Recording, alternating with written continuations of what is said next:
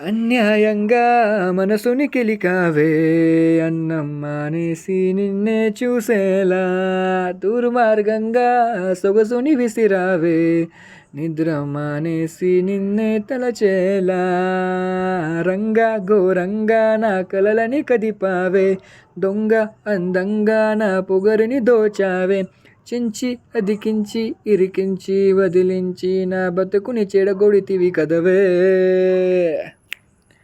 కల్లావి కళావతి కల్లోలమైందే నా గతి, కురులావి కళావతి కుల్లాబుడిసిందే చాలుతి.